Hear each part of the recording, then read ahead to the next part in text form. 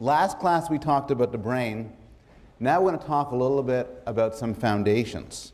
So today and Monday, we're going to talk about two very big ideas. And these ideas are associated with Sigmund Freud and B.F. Skinner, and are psychoanalysis and behaviorism. And I want to talk about psychoanalysis today and behaviorism next week. Now, one of the things that makes these theories so interesting is their scope. Most of the work we're going to talk about in this class, most of the ideas are narrow. So we're going to talk about somebody's idea about racial prejudice. But that's not a theory of language acquisition. We'll talk about theories of schizophrenia, but they're not explanations of sexual attractiveness. Most theories are specialized theories. But these two views are grand theories. They're theories of everything, encompassing just about everything that matters. Day-to-day life, child development, mental illness, religion, war, love. Freud and Skinner had explanations of all of these. Now, this is not a history course. I have zero interest in describing historical figures in psychology just for the sake of telling you about the history of the field. What I want to tell you about, though, is I want to talk about these ideas because so much rests on them. And even more importantly, a lot of these ideas have critical influence on how we think about the present. And that's there. Now, for better or worse, we live in a world profoundly affected by Sigmund Freud.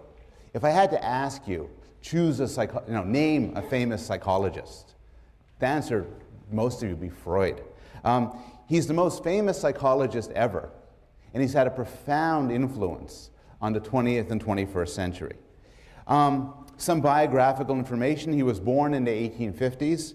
He spent most of his life in Vienna, Austria, but he died in London, and he escaped to London soon after retreating there at the beginning of World War II, as the Nazis began to occupy where he lived. He's one of the most famous scholars ever, but he's not known for any single discovery. Instead, he's known for the development of an encompassing theory of mind, one that he developed over the span of many decades. He was, in his time, extremely well known, a celebrity, recognized on the street. And throughout his life, he was a man of extraordinary energy and productivity, in part because he was a very serious cocaine addict, but also just in general, he was just a high-energy sort of person. He was up for the Nobel Prize in medicine and in literature, didn't get either one of them, didn't get the prize in medicine because Albert Einstein, everybody loves Albert Einstein. Well, Albert Einstein really wrote a letter, because they asked for opinions of other Nobel Prize, wrote a letter saying, don't give the prize to Freud. He doesn't deserve a Nobel Prize, he's just a psychologist. Oh, yeah. Okay. While he's almost universally acclaimed as a profoundly important intellectual figure, he's also the object of considerable dislike. This is in part because of his character. He was not a very nice man in many ways. He was deeply ambitious to the cause of promoting psychoanalysis, to the cause of presenting his view and defending it. And he was often dishonest, extremely brutal to his friends, and terrible to his enemies. He was an interesting character. My favorite Freud story was as he was leaving Europe during the rise of the Nazis, as he was ready to go to England from, I think, either Germany or Austria, he had to sign a letter from the Gestapo. Gestapo agents intercepted him and demanded he sign a letter saying that at no point had he been threatened or harassed by the Gestapo. So he signs the letter, and then he writes underneath it, "The Gestapo has not harmed me in any way. In fact, I highly recommend the Gestapo to everybody." He had a certain aggression to him. He's also disliked, often hated, because of his views. He was seen as a sexual renegade, out to destroy the conception of people as good and rational and pure beings. And when the Nazis rose to power in the 1930s, he was identified as a Jew who was devoted to destroying the most sacred notions of Christianity. And to some extent, many people see him this way, and to some extent, this accusation has some truth to it. Freud made claims about people that many of us, maybe most of us, would rather not know. Well, okay, what did he say? Well, if you ask somebody who doesn't like Freud what he said, they'll describe some of the stupider things he said. And in fact, Freud said a lot of things, some of which were not very rational. For instance, he's well known for his account of phallic symbols, arguing certain architectural monuments are subconsciously developed as penile representations. And related to this, he developed the notorious theory of penis envy. And penis envy is an account of a developmental state that every one of you who is female has gone through, according to Freud. And the idea is that you discovered at some point in your development that you lacked a penis. This is a catastrophe. And so each of you inferred at that point that you had been castrated. You had once had a penis, but somebody had taken it from you. You then turn to your father and love your father because your father has a penis, so he's a sort of penis substitute. You reject your mother, who's equally unworthy due to her penis lack, and that shapes your psychosexual development. Now, if that's the sort of thing you know about Freud, you are not going to have a very high opinion of him or of his work. But at the core of Freud's explanation, the more interesting ideas is a set of claims of immense intellectual importance.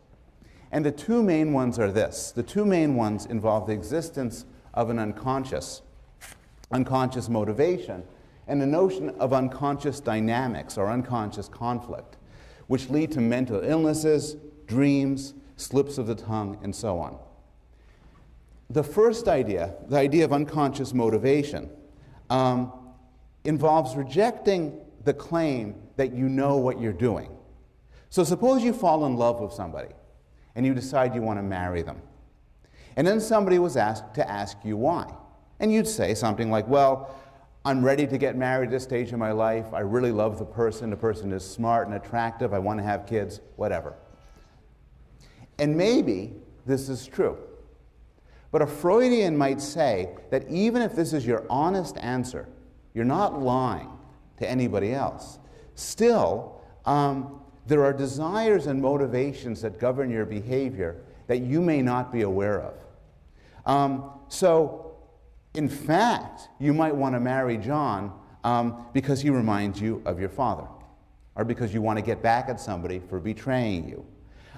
If somebody was to tell you this, you'd say, that's total nonsense. But that wouldn't deter a Freudian. A Freudian would say that these processes are unconscious. So, of course, you just don't know what's happening. So the radical idea here is you might not know why you do what you do. And this is something we accept for things like visual perception. We accept that you look around the world and you get sensations and you figure out there's a car, there's a tree, there's a person, and you're just unconscious of how this happens. But it's unpleasant and kind of frightening that this could happen, that this could apply to things like why you're now studying at Yale, why you feel the way you do towards your friends, towards your family.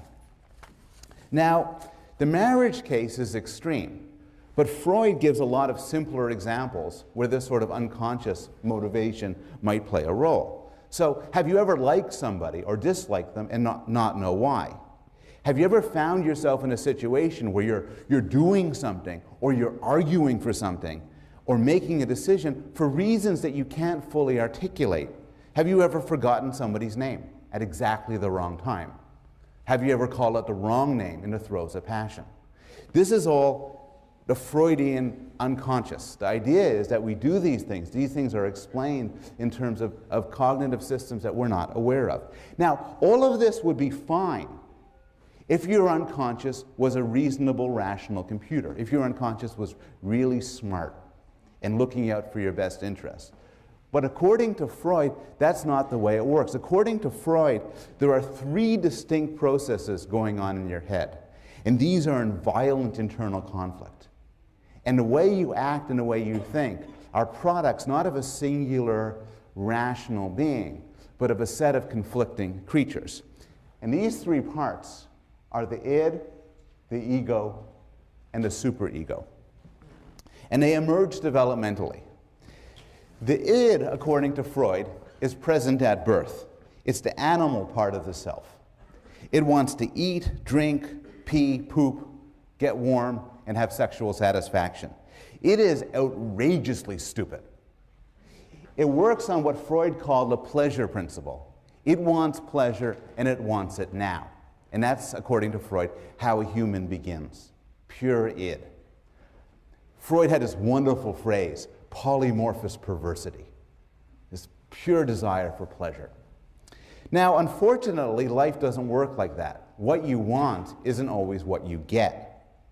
And this leads to a set of reactions to cope with the fact that pleasure isn't always there when you want it, either by planning how to satisfy your desires or planning how to suppress them.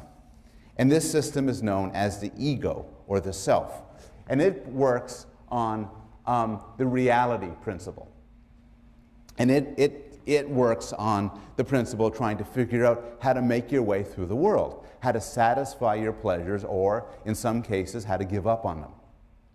And the ego, the emergence of the ego for Freud symbolizes the origin of consciousness. Finally, if this was all there was, it might be a simpler world. But Freud had a third component, that of the superego. And the superego is the internalized rules of parents and society. So what happens in the course of development is you're just trying to make your way through the world and satisfy your desires, but sometimes you're punished for them. Some desires are inappropriate, some actions are wrong, and you're punished for it. The idea is that you come out, you get in your head a superego, a conscience. In these movies, it would be like the little angel above your head that tells you when things are wrong. And basically, yourself, the ego, is in between the id and the superego. One thing to realize, I told you the id is outrageously stupid. It just says, oh, hungry, food, sex, oh, let's get warm, oh. The superego is also stupid. The superego, according to Freud, is not some brilliant moral philosopher telling you about right and wrong. The superego is like, you should be ashamed of yourself. That's disgusting. Stop doing that. Oh! And in between these two screaming creatures, one of them telling you to seek out your desires, the other one telling you should be ashamed of yourself, is you, is the ego. Now, according to Freud, most of this is unconscious. So we see, bubbling up to the top, we feel, we experience ourselves. And the driving of the id, the forces of the id and the forces of the superego are unconscious, in that we cannot access them. We don't know. It's like the workings of our kidneys or our stomachs. You can't introspect and find them. Rather, they do their work without conscious knowledge.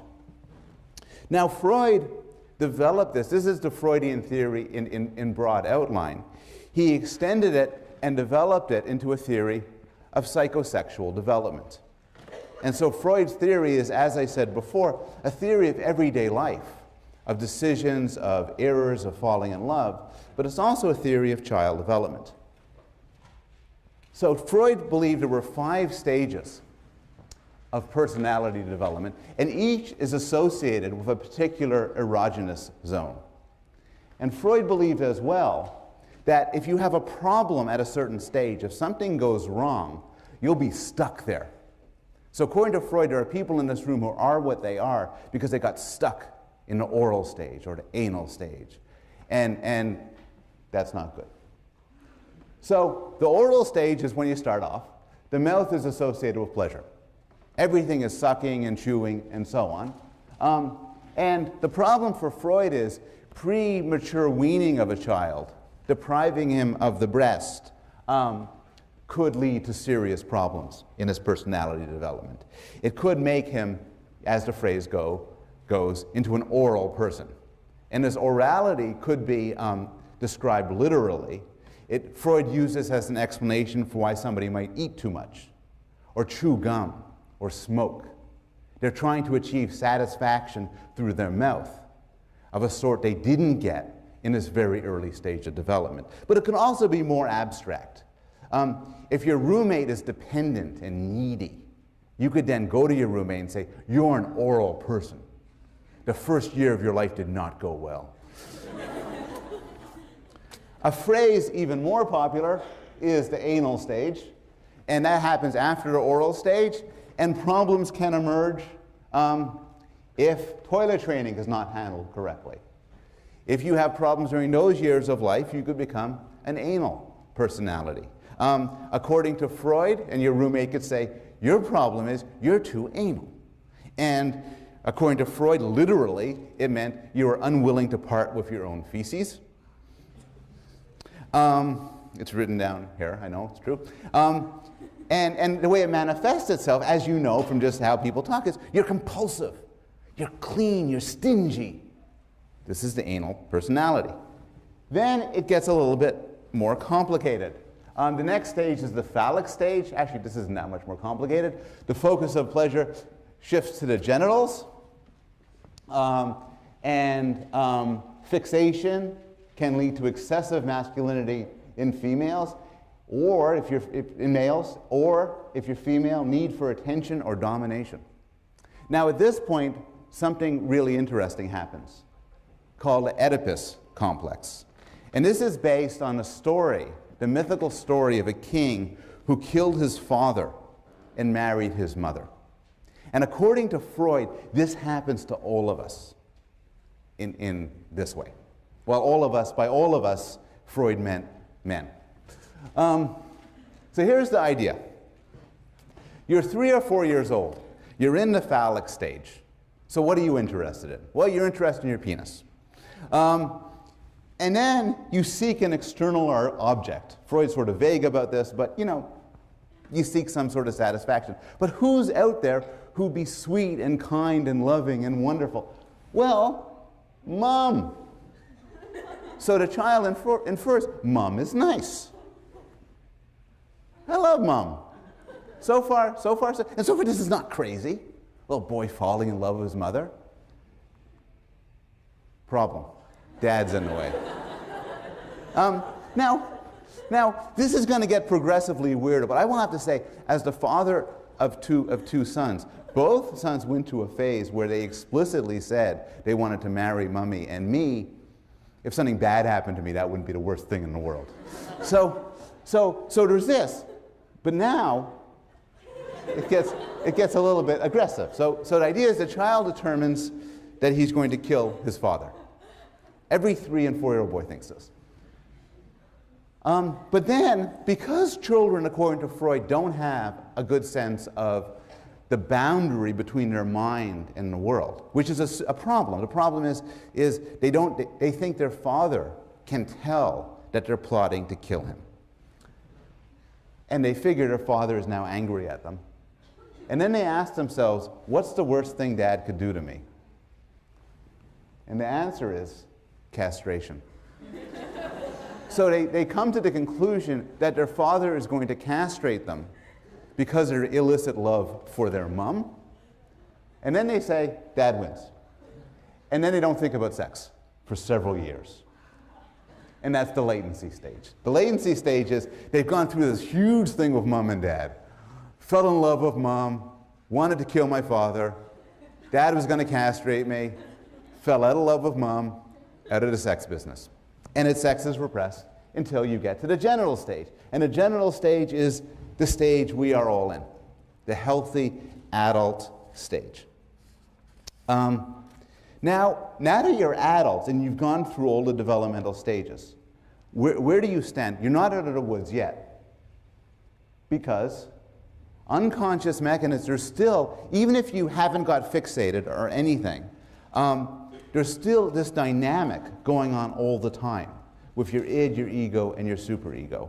And the idea is your superego, remember your superego is stupid. So your superego isn't only telling you not to do bad things, it's telling you not to think bad things. So what's happening is your id is sending up all of this weird, sick stuff, all of these crazy sexual and violent desires. Oh, I'll kill him. I'll have sex with that.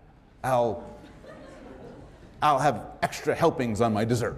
And your superego say, no, no, no. And this stuff is repressed. It doesn't even make it to consciousness. The problem is Freud had a very sort of hydraulic theory of what goes on. And some of this stuff slips out. And it shows up in dreams, and it shows up in slips of the tongue, and in exceptional cases it shows up in certain clinical symptoms. So what happens is, Freud described a lot of normal life as in terms of different ways we use to keep that horrible stuff from the id making its way to consciousness. And he called these defense mechanisms. You're defending yourself against the horrible parts of yourself. And some of these make a little bit of sense. I mean, one way to describe this in a non-technical, non-Freudian way is there's certain things about ourselves we'd rather not know. There's certain desires we'd rather not know, and we have ways to hide them. So for instance, there's sublimation. Sublimation is you might have a lot of energy, maybe sexual energy or aggressive energy, but instead of turning it to a sexual or aggressive target, what you do is you focus it in some other way. So you can imagine a great artist like Picasso turning the sexual energy into his artwork. There's displacement. Displacement is you have certain shameful thoughts or desires and you refocus them more appropriately. A boy who's bullied by his father may hate his father and want to hurt him. But since this is very shameful and difficult, the boy might instead kick the dog and think he hates the dog, because that's a more acceptable target.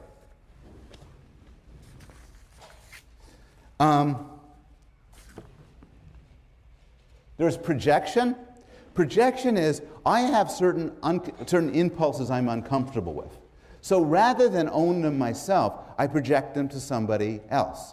A classic example for Freud is homosexual desires. The idea is that I feel this tremendous lust towards you, for instance, and any of you, all of you, you three. And I'm ashamed of this lust. So what I say is, hey, are you guys looking at me in a sexual manner? Are you lusting after me? How disgusting. Because what I do is I take my own desires and I project it to others. And Freud suggested, perhaps not implausibly, that men who believe other men, who are obsessed with the sexuality of other men, are themselves projecting away their own sexual desires. There's rationalization, which is that when you do something or think something bad, you rationalize it and you give it a more socially acceptable explanation. A parent who enjoys smacking his child will typically not say, I enjoy smacking my child, rather will say, it's for the child's own good. I'm being a good parent by doing this. And finally, there is regression, which is returning to an earlier stage of development. And you actually see this in children. In times of stress and trauma, they'll become younger. They will act younger. They might cry, they might suck their thumb, seek out a blanket, or so on. Now, these are all mechanisms that for Freud are not the slightest bit pathological. They're part of normal life. Normally we do these things to keep an equilibrium among the different systems of the unconscious. But sometimes it doesn't work. Sometimes things go awry. And what happens is, a phrase that's not currently used in psychology, but was popular during Freud's time, hysteria. Hysteria includes phenomena like hysterical blindness and hysterical deafness, which is when you cannot see and cannot hear, even though there's nothing physiologically wrong with you. Paralysis, trembling, panic attacks, gaps of memory, including amnesia, and so on. And the idea is that these are actually symptoms. These are symptoms of mechanisms going on to keep things unconscious. It's a common enough idea in movies. Often in movies what happens is somebody goes to an analyst. They have some horrible problem. They can't remember something. Or they have some sort of blackouts and so on. And the analyst tells them something. And at one point, they get this insight and they realize why they've blinded themselves, why they can't remember. And for Freud, this is what happens. Freud originally attempted to get these memories out through hypnosis, but then moved to the mechanism of free association. And according to Freud, the idea is patients offer resistance to this, and then the idea of a psychoanalyst is to get over the resistance and help patients get insight. The key notion of psychoanalysis is your problems are actually reflect deeper phenomena. You're hiding something from yourself. And once you know what's going on for deeper phenomena, your problems will go away. I'm going to give you an example of a therapy session. Now, this is not a Freudian analysis. We'll discuss later on in the course what a Freudian analysis is, but this is not a pure Freudian analysis. A Freudian analysis, a person is lying on a couch, does not see their therapist is very non-directive. But I'm going to present this as an example here because it illustrates so many of the Freudian themes, particularly themes about dreams, the importance of dreams, about repression, and about hidden meaning. So this is from a television episode. And the characters, some of you may have seen this, many of you will not have. The character is suffering from panic attacks. In particular, he has panic attacks when he sees, his first panic attack originated when he walked to a swimming pool and he saw a family of ducks fly away. And he had a panic attack. High heart pounding, sweating, flushed, and then he passed out. And these panic attacks grew worse and worse until he saw a therapist who ended up prescribing him medication. And this is discussed as one of the meetings he had with the therapist. Freud's contributions extend beyond the study of individual psychology and individual pathology. Freud had a lot to say about dreams, as you could see in this illustration. He believed that dreams had a manifest content, manifest meaning what you experience in your dream. But dreams always had a latent content as well, meaning the hidden implication of the dream. He viewed all dreams as wish fulfillment.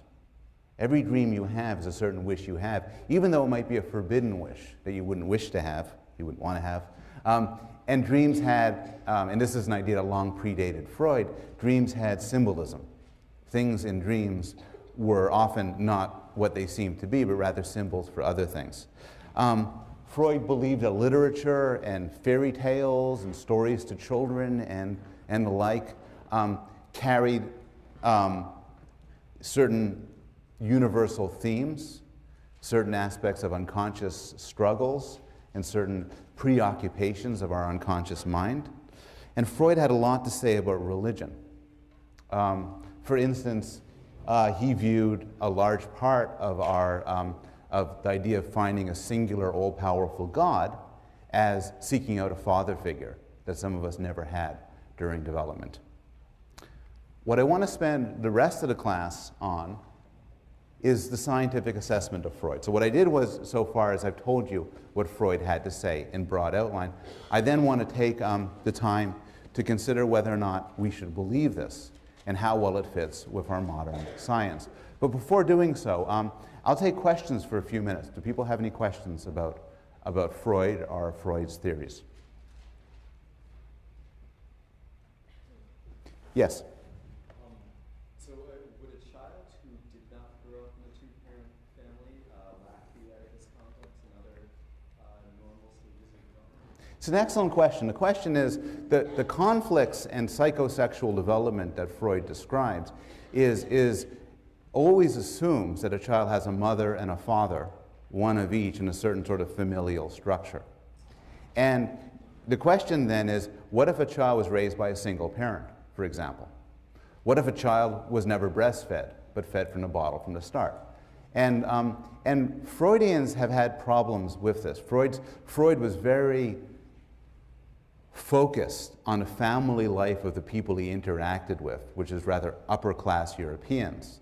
And these sort of questions would have been difficult for Freud to answer. I imagine that what a Freudian would have to say is you would expect systematic differences. So you would expect a child who just grew up with a mother, or just grew up to be a father, with a father, to be in some sense psychologically damaged by that, failing to go through the normal psychosexual stages. Yes? Do modern psychodynamic therapists still believe that women don't have superegos? The question is, do modern psychoanalysts still believe that women do not have superegos? Freud was, as you're pointing out, Freud was notorious for suggesting that women were morally immature relative to men. I think Freud would say that women had superegos. They're just not the sort of sturdy ones that men have. I think psychoanalysts and psychoanalytic scholars right now would be mixed. Some would maintain that there really are deep sex differences. Others would want to jettison that aspect of Freudian theory. Yes? You define sublimation as being a displacement. Does that make it sort of a subgroup of displacement? Well, what sublimation is, a lot of these, it's a good question. The question is to sort of what is sublimation? How does it relate to other defense mechanisms? A lot of defense mechanisms involve taking a desire and turning it. Now, what displacement does is it takes it from you to her. Like, I'm angry at you, but maybe that's forbidden for some reason, so I'll be angry at her. What projection does is takes a desire from me and then puts it on somebody else heading outwards. And what sublimation does is it just gives up the details and keeps the energy. So you stay up, you know, your roommate stays up all night working. And you say to your roommate, for instance, that's just because you haven't had sex in a long time. And you want to have sex, so you devote all your energy to your math exam. And then you say, that's sublimation. I learned that in intro psych. And your room may be very pleased. One more question.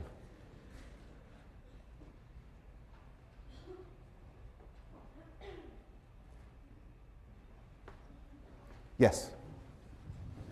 What kind of evidence is there for like cross-cultural validity? The question is, which is related to the issue, extending the issue of the two-parent versus one-parent family, is to what extent are these notions validated cross-culturally? And that's such a good question, I'm going to defer it, I'm going to talk about it in a few minutes, because that speaks to the issue of the scientific assessment of Freud. So I'm going to try to get to your question in a little bit. Freudian theory is now, at this point in time, extremely controversial. And there's a lot of well-known criticisms and attacks on Freud. This is just actually an excellent book on the memory wars by Frederick Crews, and Frederick Crews is one of the strongest and most passionate critics of Freud. And the problems with Freud go like this. There are two ways you could reject a theory. There are two problems with a scientific theory. One way you could reject a theory is that it could be wrong. So suppose I have a theory that the reason why some children have autism, a profound developmental disorder, is because their mothers don't love them enough. This is a popular theory for many years. It's a possible theory, it just turns out to be wrong. But another way, and so one way to attack and address a scientific theory is to view it as just to see whether or not it works. But there's a different problem a theory could have. A theory could be so vague and all-encompassing that it can't even be tested. And this is one of the main critiques of Freud. The idea could be summed up by a quotation from the physicist Wolfgang Pauli. And Pauli was asked his opinion about another physicist. And Pauli said this: that guy's work is crap. He's not right. He's not even wrong. And the criticism about Freud is that he's not even wrong. The issue of vagueness is summarized in a more technical way by the philosopher Karl Popper, who introduced the term of falsifiability. The idea of falsifiability is that what distinguishes science from non-science is that scientific predictions make strong claims about the world, and these claims are of a sort that they could be proven wrong. If they couldn't be proven wrong, they're not interesting enough to be science. So for example, within psychology, the sort of claims we'll be entertaining throughout the course include claims like damage to the hippocampus causes failures of certain sorts of memory. Or everywhere in the world, men, on average, want to have more sexual partners than women. Or exposure to violent television tends to make children themselves more violent. Now, are they true or are they false? Well, we'll talk about that. But the point here is they can be false. They're interesting enough that they can be tested. And as such, they might be wrong, but they graduate to the level of a scientific theory. This should be contrasted with non-scientific programs, and the best example of a non-scientific program is astrology. So the problem with astrological predictions is not that they're wrong, it's that they can't be wrong. They're not even wrong. I got my horoscope for today on the web. A couple of negative aspects could make you a little finicky for the next few days. Okay, I'm going to watch for that. The presence of both Mars and Venus suggests you want to box everything into a neat, ordered, structured way, but keeping a piece of jade or carnelian close will help you keep in touch with your fun side. And starting this morning, I got for my wife a little piece of jade, and I have been sort of in touch with my fun side. The problem is, a few days aren't going to go by. I said, God, that was wrong. It can't be wrong. It's just so vague. I got a better horoscope from The Onion, actually. Riding in a golf cart with snow cone in hand, you'll be tackled by 2 police officers this week after matching a composite caricature of a suspected murderer. Now, that's a good prediction because wow, if it turns out to be true, I'm going to say those guys really know something. It's falsifiable. Arguably, Freud fails the test because Freudian theory is often so vague and flexible that it can't really be tested in any reliable way. A big problem of this is a lot of Freudian theory is claimed to be validated in the course of psychoanalysis. So when you ask people, why do you believe in Freud? They won't say, oh, because of this experiment, this data set, and that data set. What they'll say is, the Freudian theory proves itself in the course of psychoanalysis, the success of psychoanalysis. But it's unreliable. I mean, the problem is, say, Freud says to a patient, you hate your mother. The patient says, wow, that makes sense. Freud says, I'm right. Freud says, you hate your mother. The patient says, no, I don't. It's terrible. That's disgusting. Freud says, your anger shows this idea is painful for you. You repressed it from God. I am right. and the problem is, the same sort of dynamic plays itself out even in the scientific debate back and forth. So Freudian psychologists, I'm putting Freud here, but what I mean is well-known defenders of Freud, will make some claims like, adult personality traits are shaped by the course of psychosexual development, all dreams are disguised wish fulfillment, psychoanalysis is the best treatment for mental disorders. Scientists will respond, I disagree, there's little or no evidence supporting those claims, and the Freudian response is, your rejection of my ideas shows that they are distressing to you. This is because I am right. And this is often followed up. Seriously enough, you have deep psychological problems. And now I don't want to caricature Freudians. A lot of Freudians have tried and made a research program of extending their ideas scientifically, bringing them to robust scientific tests. But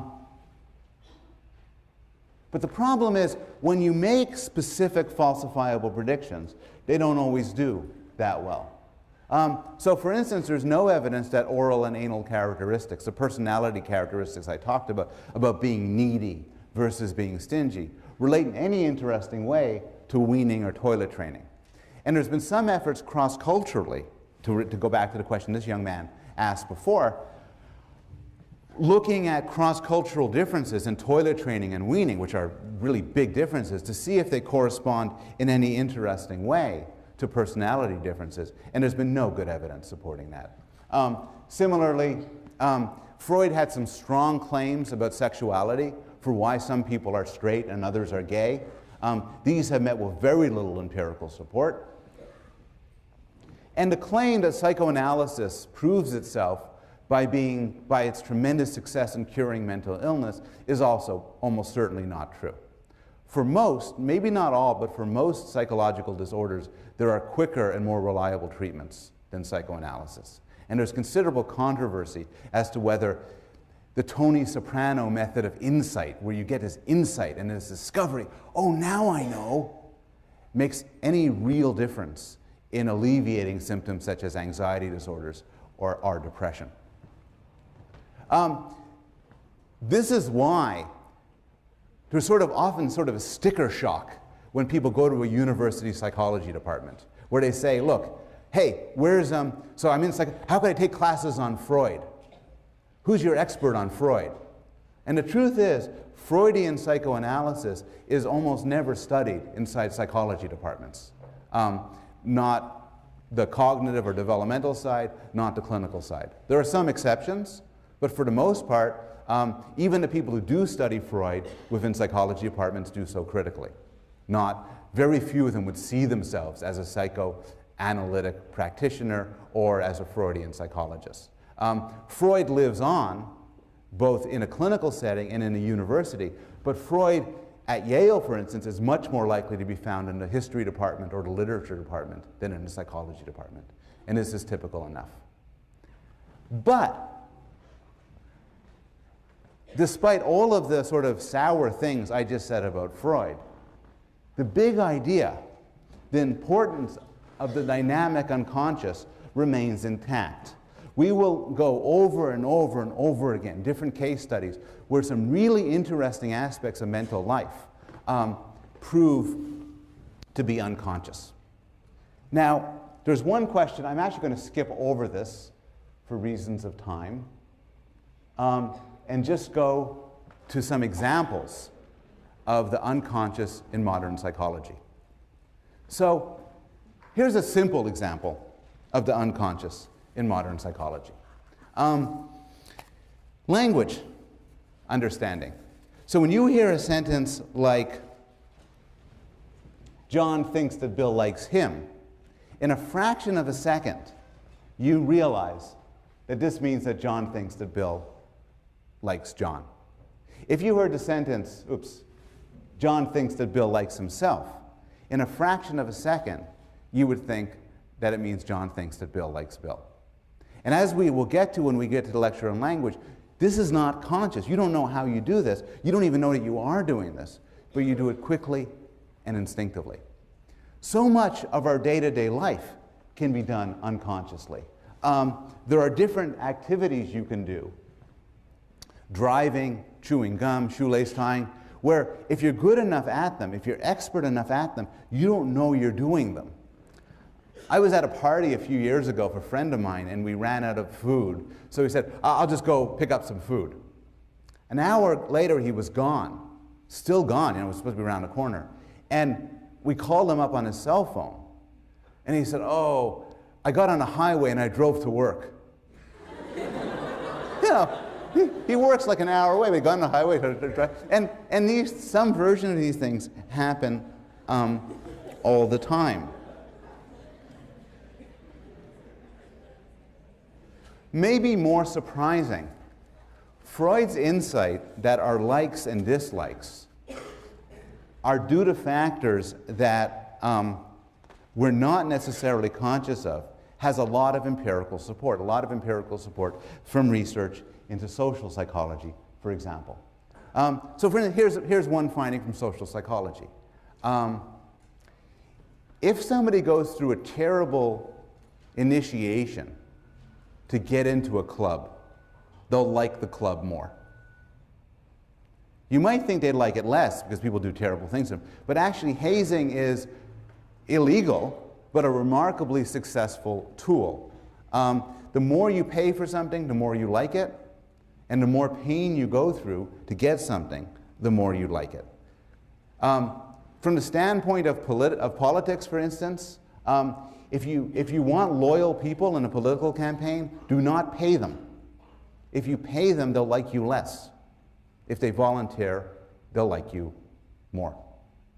And we'll talk about why. There's different theories about why. But my point right now is simply that people don't necessarily know this, but still they're subject to this.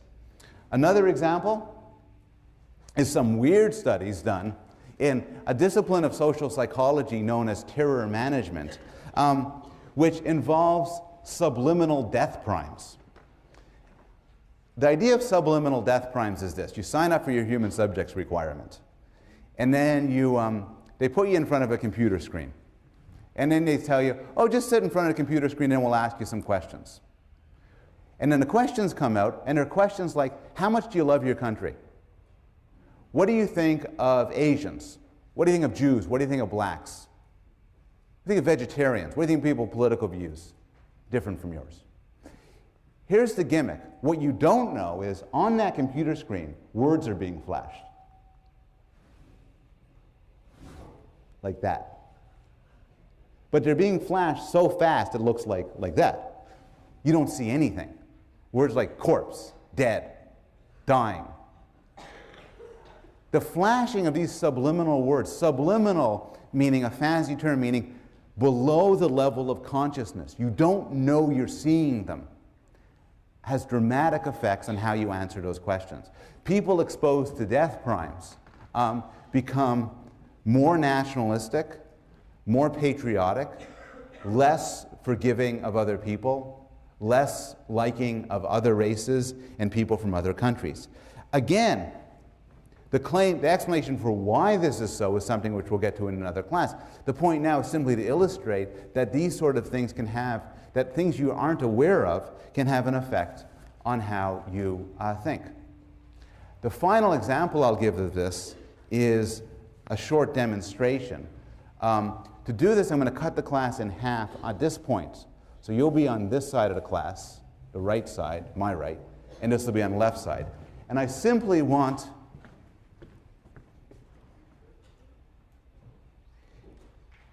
everybody to think about somebody you love. So think about somebody you love, your girlfriend, your boyfriend, your mom, your dad. Think about somebody you love. Just think about somebody you love. Okay. Now, on this screen is going to be instructions, but I want to give the instructions to this half of the class. So I'm going to ask everybody in this half of the class, please either turn your head or shut your eyes. Okay? Teaching fellows too. Okay. And everybody on this half, obey. Okay, have everybody read that? Okay. Oh. Okay. Now, turn your head, this group. Now, this group, look at this. And take a moment. You don't have to do it on paper, but take a moment to do it in your head. Each group had instructions. Some people might have seen both instructions. Follow the instructions you got for you. Now, this was research done by Norbert Schwartz, and here's the question I want you to ask yourself. How much do you like this person? And here's the effect. Half of you were asked to list 3 features of the person. Half of you were asked to list 10. The finding, which is not a subtle finding, is that liking goes up in the 3 group and liking goes down in the 10 group. And here's why. I have to think about 3 positive features of somebody. So, I think my girlfriend. I have a girlfriend. I think my girlfriend. But, oh, she's smart, she's beautiful, and she's kind. Good. How much do, what do I think of her? Pretty good. Smart, beautiful, kind. Smart, beautiful. Oh, yeah.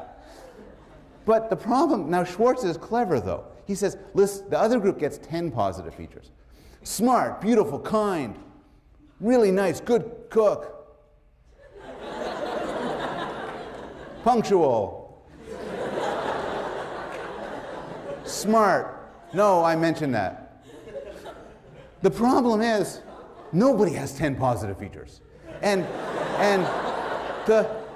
the effect of being asked to do 10 positive features is people find this hard. And then those people, when asked, how much do you like this person? Say, couldn't really make it that 10. I guess I don't like them very much. Now, the point of this illustration, again, is that it shows that you don't know this. Subjects who are asked to do 10 positive features and then later rank the person lower, and then asked, why did you rank the person lower? Don't say, because you told me to list 10. Typically, we are oblivious to these factors that change our points, what we like and what we dislike. And this is, in fact, a substantial and important part of the study of psychology, and particularly, for instance, the study of racial and sexual prejudice, where one of the big findings from social psychology, and we'll devote almost an entire lecture to this, is that people have strong views about other races that they don't know about, and that they don't know control their actions. So to some extent, this rounds out Freud, because to some extent, the particulars of Freud are, for the most part, have been rejected. But the general idea of Freud has actually been so successful, both in the study of scientific psychology and in our interpretation of everyday life, that to some extent Freud's been a victim of his own success. We tend to underestimate the importance of Freudian thought in everyday life because he's transformed our worldview to such an extent that it's difficult for us to remember that there's any other way to think about it. So to some extent, he's been a victim of his own success. We have time for some further questions about Freud and about scientific implications of Freud.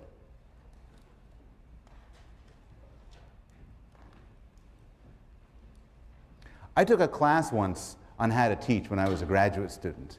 And I just remember two things from this class. One thing is never grade in red pen. People don't like that. The second thing is never ask any questions, because presumably it's very frightening. Say, any questions? And people find it's intimidating. I'm supposed to ask, what are your questions? So, what are your questions? Yes, and back. Sorry.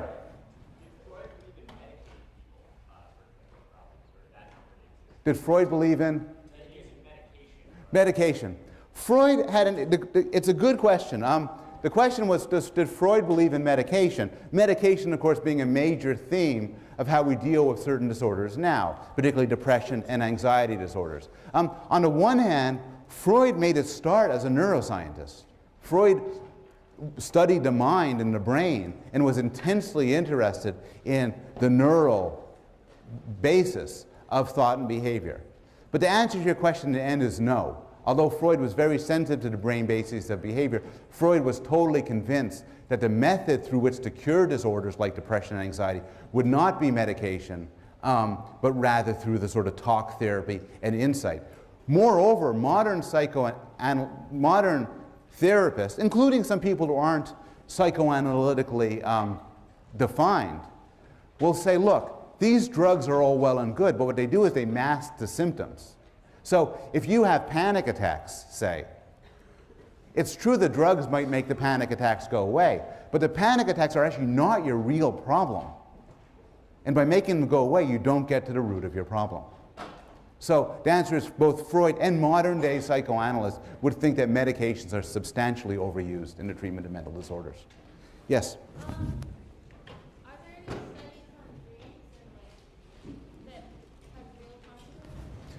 The question is, what about research on dreams? Dreams is such a fun topic that I'm going to devote half a class to sleeping and dreams. So for instance, I will answer the question, what is the most common dream?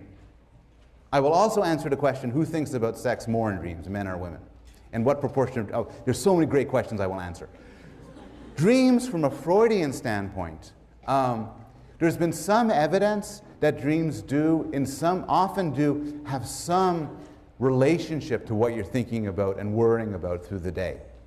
But the strong Freudian view about symbolism and wish fulfillment has not been supported by the study of dreams. What are your other questions? Yes, whoever Eric is pointing to. Purple shirt. Purple shirt. Yes. The Electra complex? The Electra complex is the penis envy story. Freud developed, this is a crude summary, but Freud developed the Oedipal complex. You know, mom, I love mom, I hate dad. And then it's as if somebody reminded him, Sigmund, there are also women. Oh yeah. And that story I told you with the penises and the penis envy and the replacement is a sort of a very shortened version of the Electra complex. I think it's fair to say that Electra complex was a sort of add-on to the main interest of Freud, the Oedipal complex. One more, please. Sir, Yes? so are women stuck in that stage for the rest of their life, according to Freud? Like in that envy, penis envy, or does he not continue to explain? According to Freud, it's not a fixation in the stage in the same sense as an oral or anal stage. But yes, the claim that Freud would make is that the woman's discovery that she lacks the penis plays a fundamental role later on, determining her allegiances in life and in fact her own sexual preferences and interests. So it's not the sort of thing that affects her just for a short period.